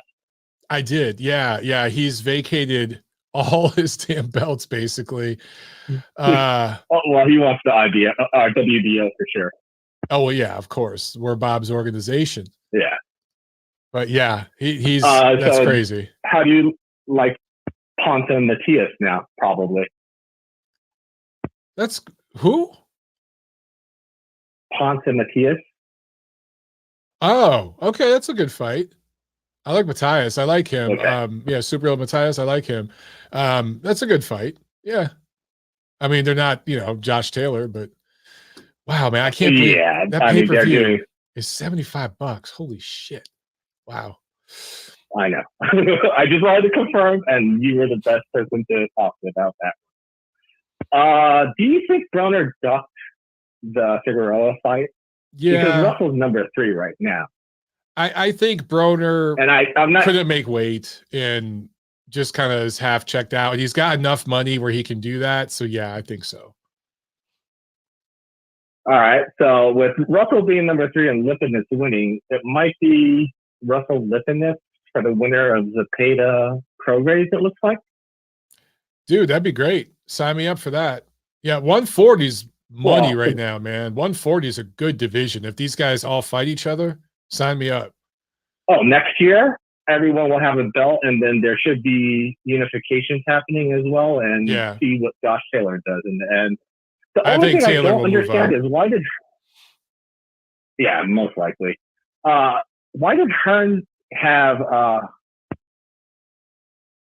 Martin and Gassien not fight in the Eliminator for the WBA thing, and now it's jumping down to Tio, which he's not going to take. So it's now going to probably be O'Hara Davis versus Cletus Selden, and that's an old pro. Wow. I don't know. Maybe it came down to money or something, or he has other plans. I don't know. Eddie Hearn tends to make pretty good decisions on this sort of thing. So I would trust his judgment on this, especially if it's involving the WBA. Did you ever figure out why ESPN did the bid for the Joshua pay-per-view? You have to ask Glenn Feldman. That's all I'll say about that. Well, would it be because, if I heard the rumors right, I think Sky actually bid lower than DAZN, and they got the bid because they had the better network? That's what the rumors were. I honestly don't know. I really don't know. Yeah, okay. I'm not sure. Now, how bad do you think the bad blood between Sky and DAZN in Saudi Arabia, like, kind of put a downer on this pay-per-view event? Because they were fishing at each other left and right, from what I heard. Yeah, I think, honestly, for me, it was just a lack of promotion, at least in the West, in America, for this fight. And I think a big part of that was because they just got a massive site fee. I mean, everybody got paid so well. And I don't know. Well, yeah. It sounds like DAZN got the raw end of the deal because they paid the huge contract for Joshua, and they paid a premium probably because it sounded like Top Rank wanted to do a purse bid situation to increase the cost for DAZN, probably.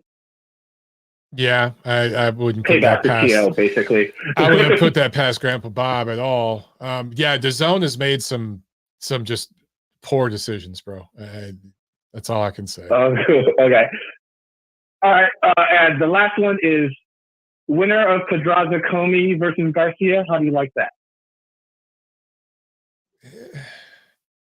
Okay, I just look for Pedraza and Comey. They're a little bit past their best, and they're on their way out.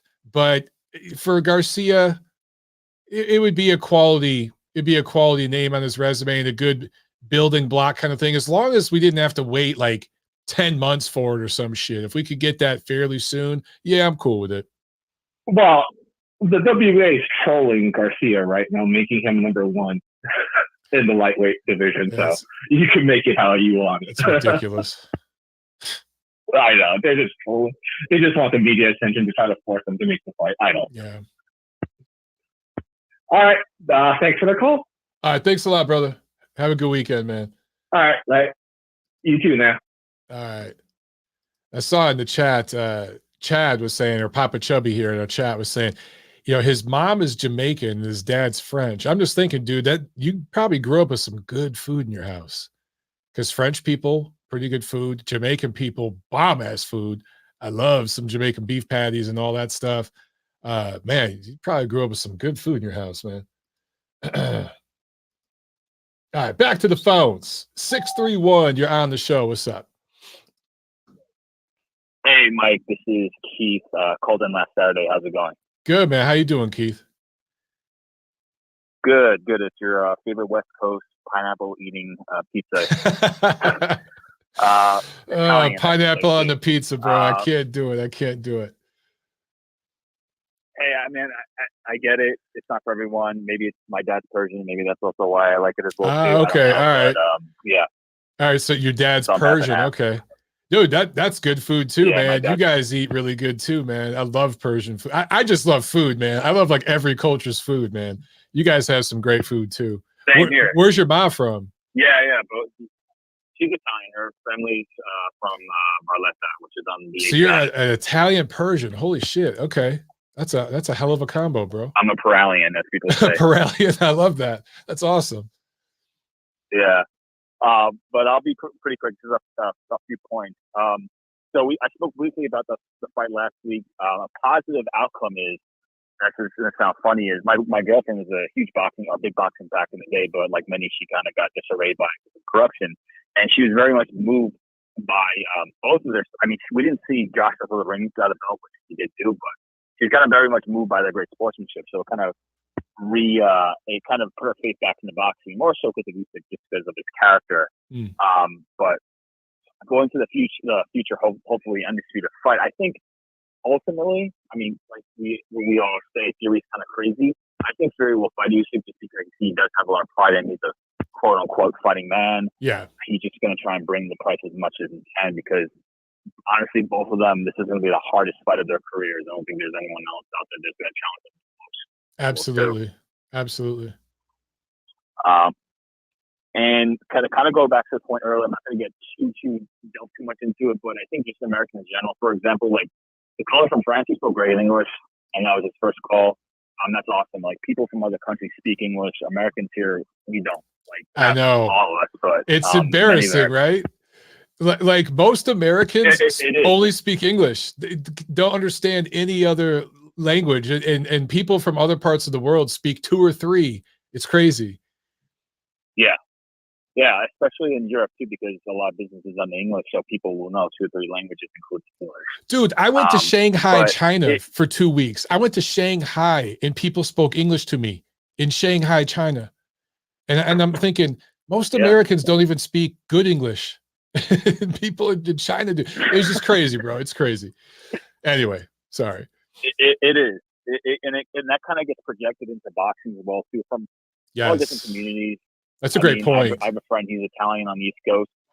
He thinks Golovkin sucks. He thinks Usyk sucks. He thinks Lomachenko sucks as well, too. But he's like, oh, Canelo is great, but, Usyk's cruiserweight title run was nothing. Cruiserweight sucks. Meanwhile, Canelo's title run at 168 was a gimme.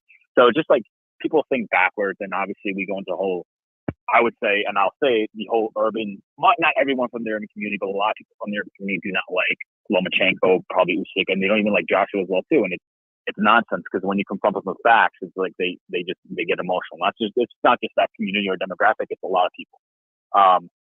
What I want to ask you is, can the ring hold the sanctioning bodies? More so, not really the IBF. I actually kind of like the IBF; they're better than the other ones, in my opinion.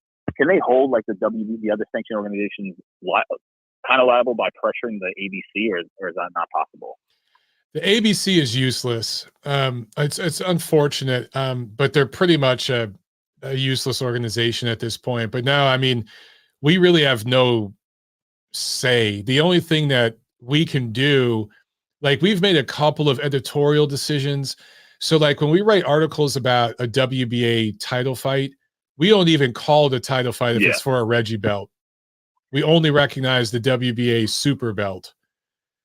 We do things like that to try to help. Yeah. But that's pretty much the only power we have. Yeah. Got it. Okay. And then my last point is, and I think this is obviously like this is a great this is my favorite podcast, the best podcast, and just the people who pull in, we're all kind of like-minded, and I think we all have want to see the betterment of the sport. We're pretty objective. So I mentioned in the past, I started a brand. It's called Boxing Global, and I want to build a team, and I feel like if someone wants to partner with me, we can potentially grow it and make it bigger. We're creating. Well, I created like a voting system where it holds judges accountable, holds promoters accountable to an extent, and I'm trying to build relationships with the athletic mission. So if someone wants to reach out to me, we can do something together, make it bigger.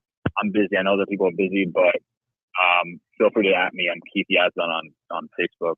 I'm on Instagram as well too, and also on YouTube here. You guys can reach me, but Facebook's probably the easiest as well too, because I want to change the sport, and I think there's a problem, and that's an opportunity as well to improve the sport, because boxing is way too fragmented and political, and just.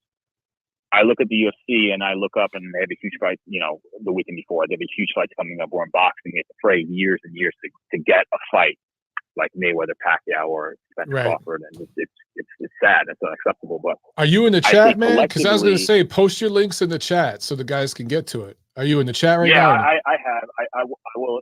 Yeah. Okay. Yeah. I'll post my links and. Yeah, and you and I messaged on Facebook as well too, but I'll post that up in the chat in a second. So yeah, if anyone wants to reach out to me, I'm all ears. Thad and I connected as well too. I'll talk to them about it as well, but I'm all ears. Like, I want to make the sport better in an honest way through grassroots, actually. That's awesome, man. That's awesome. I share your passion. So yeah, definitely get the links out there. And message them to me. I'll try to pin them in a comment here on this video. Just DM me on Facebook or something. Okay. All right, brother. Sounds good. All right, man. Mike, well, as always, great show. Thank you again. Thank you. All right, ciao. Yeah, to Keith's point, well, first, Papa Chubby in the chat says Mike's trying to do the show, but he's hungry. Yeah, we're talking about food over here in the chat. But, to Keith's point, my Persian Italian friend, we this show and really just the platform, because it's TNC, then my thing here on Friday and other stuff I do. Even on my Twitter, I've got about 15,000 followers now. And it really is a representation from around the world. It's people from all different parts of the earth. And we're united in a passion for boxing, and we may have different opinions on certain things and not see 100% eye to eye on everything. About life or politics or whatever. But on this thing, I think we're all kind of, with each other in that we love this sport and just want to see great fights. And we want to see the fighters, the best fight the best, and the fighters be treated well by the judges and everything else. So it's just kind of, it's really badass for me. It's great that we get people on here from all over, dude. We had a caller from France earlier. We got callers from the UK. We've had callers from the Caribbean, Latin America, and Asia. And that's so cool that we can all come together on this kind of stuff, man, and kind of see things the same way. And it also helps kind of filter out the noise from some of the jerk-offs that are out there that really want to make this shit something that, it isn't. And get all tribal and biased about things. Those people yell the loudest, and sometimes they get the most attention, but they really are the minority. They're really like 10%. The other 90% of us don't give a shit. We just don't care. We just want to see great fights and see the best fight the best. Joe in the chat says, DAZN's charging $10 for this KSI 2 fights in one night. I was actually considering watching it, but I'm not paying extra for it. Wow, so that's like a mini pay-per-view.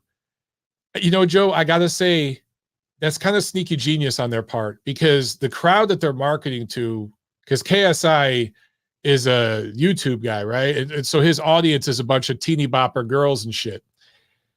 they'll pony up $10 to watch him, right? That's what they're going to do. So it's smart of the zone to do that. Because I think they're looking at this like, yeah, most of our dedicated subscribers really don't give a shit about this fight. It's kind of a one-off type of event. That being said, the two guys that KSI is fighting, I would beat both of them in a night too. And I'm not saying that because I'm anything special. I'm saying that because the opponents are trash. No disrespect, but I'd beat both of these guys' ass in a sparring session, for real, my old ass. So, I mean, it is what it is. Smart marketing by KSI, though. All right. Chad says the Pedraza Come winner fights Gamboa. Don't give these people ideas, Chad. Do not give these people ideas. All right, let's jump to the UK, man. Let's go to 782. You're on the show. What's up? Hello, my name's Pat. Can you hear me? Yes, Pat, I can hear you. What's up?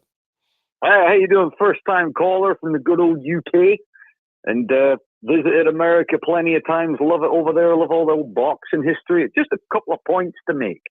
First off, on the Usyk-Joshua rematch, there was a whole lot of talk in the build-up to that rematch saying, all Anthony Joshua needs to do is let his hands go. All Anthony Joshua needs to do is bang the body. And most boxing purists, like many of my friends and hopefully myself, were actually thinking, all this talk about what AJ is going to do. And yet very few people were thinking, okay, and I'm assuming that Usyk is listening to this, and he doesn't have plans of his own, Usyk, does he? Usyk is just going to come in and wait to see what AJ does. He had no answers for Usyk. And every time he tried to plant his feet and put his foot down into his punches, Usyk would literally just move 40 or 50 degrees, not even a whole lot, to the right, to the left, and out of reach, and AJ had no answer for it whatsoever. If they fought 10 times, Usyk would do the same thing 9 times, yes. And in the 10th fight, maybe AJ would land a lucky punch, maybe, if that. Okay, that's the one point. The second point is, I do think Fury and Usyk will happen.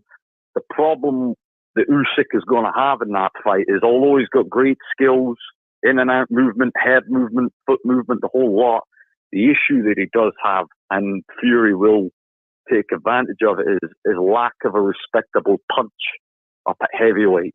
Now, we know that AJ is a bit chinny, so that's one thing. You have caller, the French lad earlier on, I think he was, mentioned about Golovkin and Sergio Martinez. Now, I may be in the minority here, but given the earlier performances against Paul Williams, etc., I think Sergio would have boxed rings around Golovkin. He may have suffered a knockdown, but I think he would have beaten him. And the last point is Marvin Hagler, not long before he died, he was over here, and I met him. And I jokingly said to him, how quick would you get rid of Golovkin? And he just sort of winked at me and goes, I don't know, how quick do you think? I said, 5-6 rounds. And he just laughed, shook my hand, and walked away, man. He's a nice guy. I got a big head of long hair, and he shook my hand and jokingly said to me, hey, man, I wish I had your head of hair. I thought, I wish I had your bank balance and your left hook, but I don't, But Yeah. no, I thought it was good to see, and you've also, I don't know if you noticed this, my man, but Usyk, however great he performed at the weekend, he looked like a man who was mentally tired. He's got his country going through war. He probably can't wait to get back to see his family. Although he must have been training really hard. He wasn't training in his usual training camp. Right. And everyone's just expecting him to come on and put this amazing boxing clinic against AJ. It must have been in the back of that guy's mind. Am I going to get a phone call during Saudi Arabia that my house has been blown up or something like that? Must have been on that guy's mind. Surely. Do you know what I mean? And he Absolutely. still performed as good as he did. I think that's the thing. And I think a lot of AJ's post-fight antics, and I'm a Brit, I totally disapproved of that. I thought it was embarrassing. I thought it was shocking. The problem that AJ has in Britain is when he came into the picture and our other lad, Tyson Fury, was struggling with abuse and mental health issues, God bless him, AJ became the darling of Britain in terms of boxing. Then when the Furies came back and he beat Wilder and he's done well and he beat Dillian White, I think that really deep down burns AJ that, oh, I'm not just a boy anymore, you know? And I think that made a lot of resentment. I don't know what the impression with that is over there, over stateside, but I genuinely think that that's the case, man. Yeah, I think that's a fair point. I think it's a very fair point because he kind of was England's favorite son for a while there.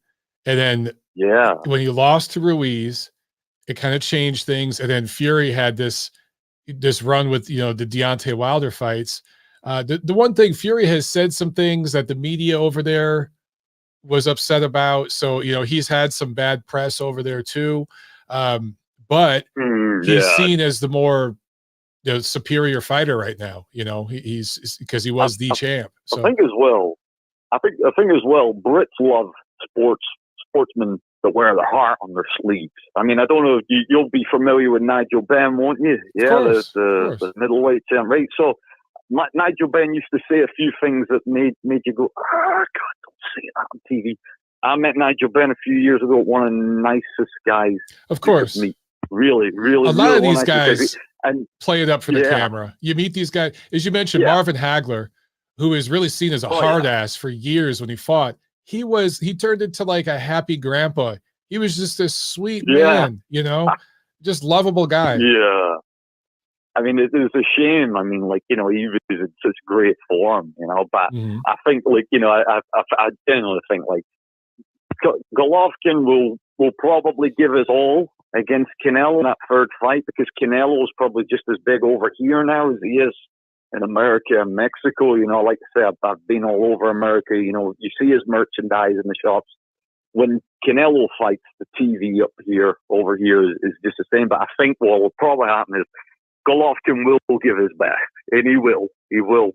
I don't think he's going to win. I think Canelo. I don't think he'll stop him, but I could see him maybe dropping him, and then Golovkin, going out in a shield or something. But I think you'll see a redemption from Canelo because people give him a lot of stick because of Bivol, but it was just a bridge too far for him, man. He was going all the way up in weight, and just because people, even over here, just because people don't know Bivol, doesn't mean that he's crap. I mean, the guy, English is not his first language, so he's probably not going to be as big in Britain or America because he can't really be marketed that well. But if you take that out of it, that doesn't take away anything from his boxing ability. Do you know what I mean? And he just had to be the bigger man that night. All he had to do was right, okay, you know that you're not going to box Canelo and beat him. Just stay away from him and keep him on the outside. And he did it. And, I was gutted that Canelo lost. But fair play to him. And I think we'll see Canelo redeem himself next month, man. You know what I mean? But I haven't heard of the show before tonight. I'll be keeping an eye on it, my man. And Thank you so much. I'll be keeping an eye on the show, and I'll be telling my British pals here about it as well. So God bless you, my man, and you take care, and I'll be a regular listener now, all right? Thank you. That sounds great, brother. Have a great weekend, and definitely call in again, all right? Oh, will do, man. All the best. God bless. Take care, yeah. Ciao. Bye-bye now. That's another great first call. I've had a couple of great first calls today, man. I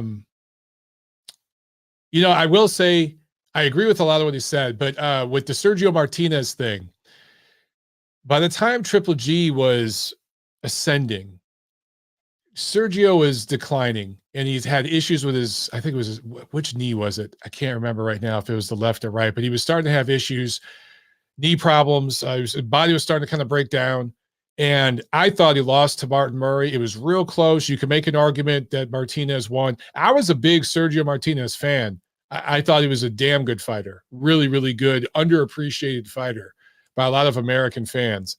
But I just think his style was just Triple G would just be all wrong for him. Everything that Sergio would try to do, Triple G would just kind of cancel out with his jab which was truly elite at that time, and break through. And I think he'd probably punish and stop Sergio Martinez late. That's just what I would see. Kelly Pavlik came close. Kelly Pavlik dropped him, I think, and hurt him a couple times. Again, I mentioned Martin Murray. Of course, when Cotto fought him, by then he was just kind of broken. His leg was just busted up. But yeah, I would have to favor Triple G. All right, guys, we're gonna take one more call, and then we're gonna call it here. Let's jump to Philadelphia. We got 610 on the show. What's up? How you doing? Hello. Hello. Hello. Yes. Hey, Michael Montero. Love you, brother. Love you much, man. Really, always enjoy your show. Thank you. Listen, would it be all right, Michael, if I were to talk about the Usyk fight and the aftermath? Absolutely, because I have some feelings about it that I'd like to share. Go ahead.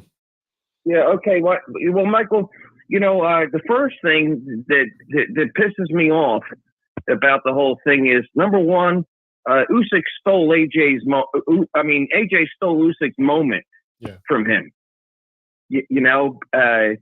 And AJ looked like he had in doing that, like he threw a temper tantrum. It reminds me of like a big kid, right? A big, maybe special ed kid that gets invited to someone's birthday party, right? And then he sees the kid getting all the attention, and then sees all the presents that he gets, and then just wigs out and either punches the birthday boy or starts smashing some of his toys. You know what I mean? Mm-hmm. That's what it looked like to me. And everyone's giving a pass to him, saying I feel like the trainers and the pundits, the promoters that are sitting there and giving him a pass for his behavior, they remind me of the kind of parents who, instead of taking that special kid outside and giving him an ass whipping, take him to Toys R Us and buy him some toys so he doesn't feel so bad. You know what I mean? That's it. You can't, Michael. You can't do that. That was Usyk's moment. Yeah. He stole Usyk's moment from him. He stole that moment from the fans, right? And I just feel like everyone's giving the guy a pass for that. And he stole Usyk's moment. He disrespected him by walking up, taking the two belts, right, and tossing them out of the ring. I mean, what a slap in the face to Usyk, to the Ukrainian people, and to the fans. I mean, it was just disgusting.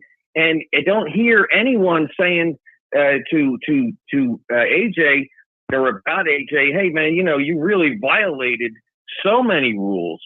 At one point he takes Usyk's flag, and drapes it over his shoulders. Did he ask, hey, do you mind if I wear your flag? I mean, with Golovkin, he let the other guy wear his robe.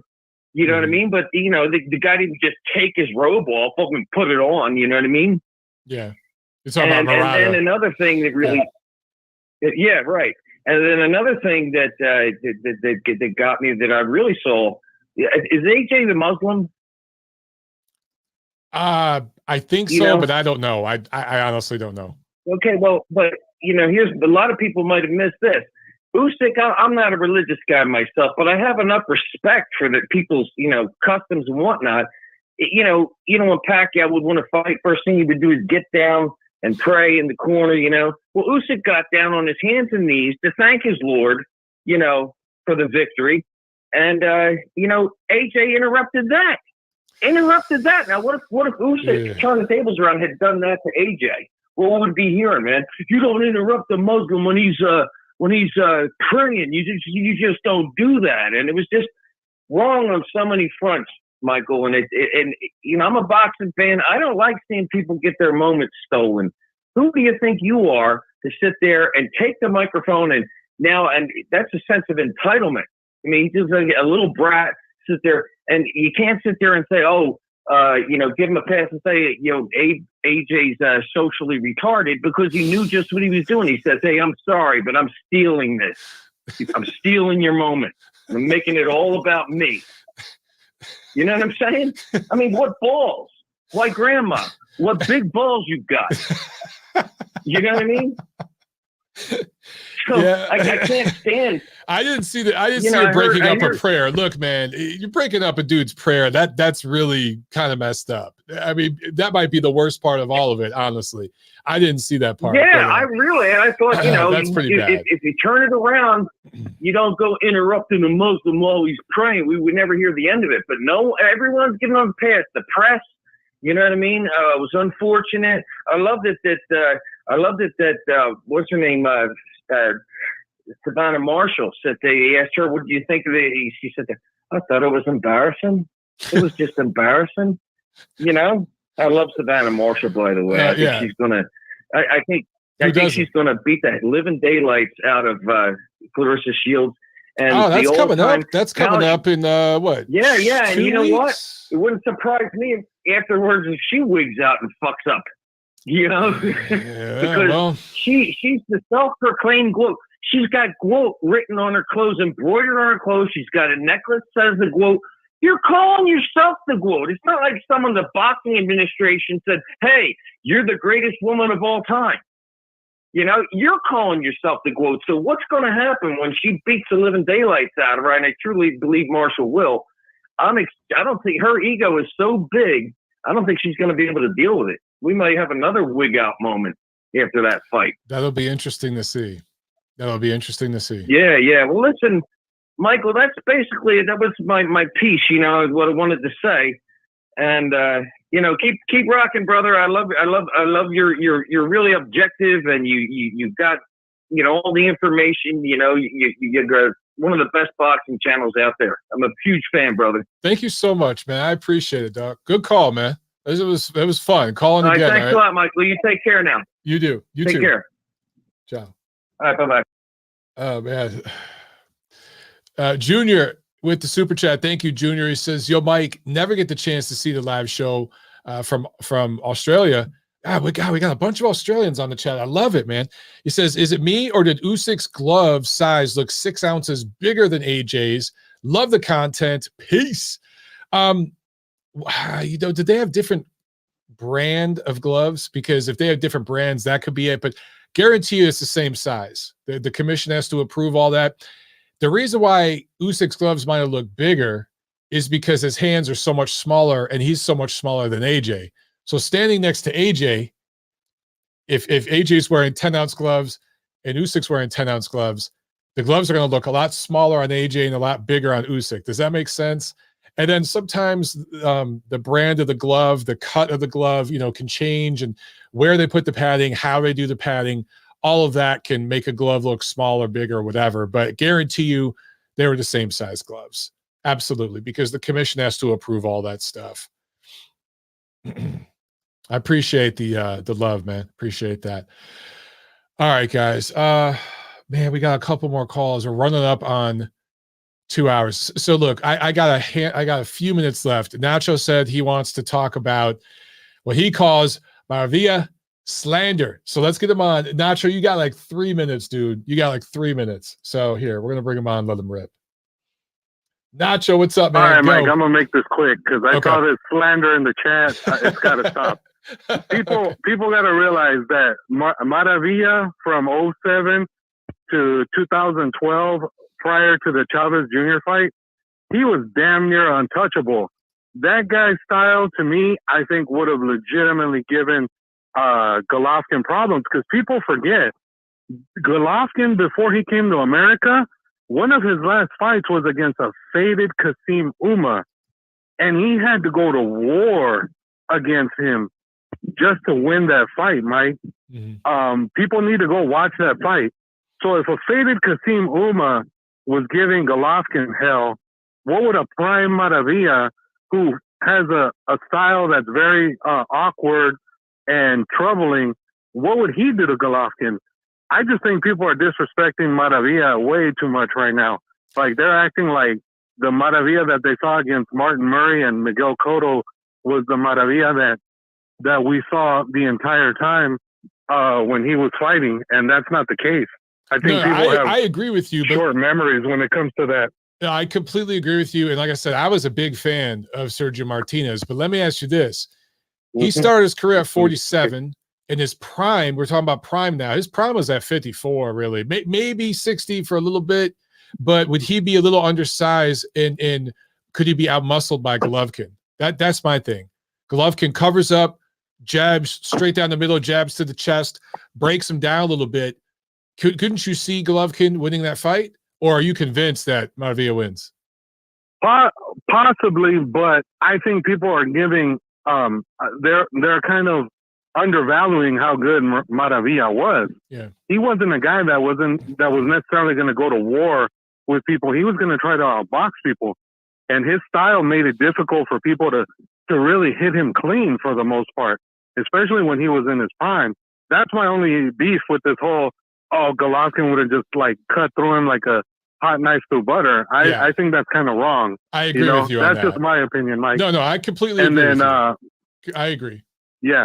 And then one last thing that I wanted to bring up, Mike, the fight was made, which I was surprised, but what do you think of Lee Wood against Mauricio Lara?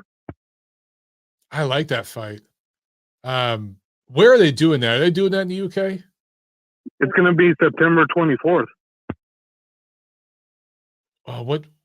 In the UK though? Or do you know? Yeah. Yeah? Yeah, it's in the UK. Okay. What undercard? Is that on the undercard? I'm trying to think what else is on that date. No, I think it's a headlining show on the Zone. Is it headlining? Okay. It's not, because the only other fight that's on that weekend is the Joyce Parker fight. Okay. Yeah, I don't know. For some reason, I thought there's another thing. I like that fight a lot, man. That's a good fight. Style-wise, that's a big contrast to styles. Yeah, for sure. So, all right, Mike, I just wanted to speak my piece on... Yeah, for sure. I just wanted to speak my piece on Maravilla. I hear you, brother. I'll talk to you Monday. All right, man. Yeah. All right, man. Later. Nacho getting in. And then Sam with a super chat. By the way, Maravilla, I completely agree with Nacho that a lot of people, and I said this before, a lot of American fans underrated how good he was at his absolute best. It's just his body started to break down. And by the time Golovkin was ascending, when they would have fought, you're talking early 2010s, I just think Golovkin would have won that fight at that point, because Sergio, he was breaking down a little bit. Anyway, Sam super chat, he says, Usyk knew that Joshua was in a state of shock. He handled it like a gentleman and let him vent, but AJ gave Usyk his props while flipping out for the 2 wins. Yeah, look, people are going to have their opinions. It hasn't even been a full week, guys. So some fans need to vent about it. Let them. But I would say by next week, it's time to move on to the next thing. So, all right, guys, great show, man. I wish I could take some more calls, but we're right up at 2 hours, and my wife's going to kill me if I go any longer. All right, guys, have a good weekend. I'll see you Monday on the Neutral Corner. Peace.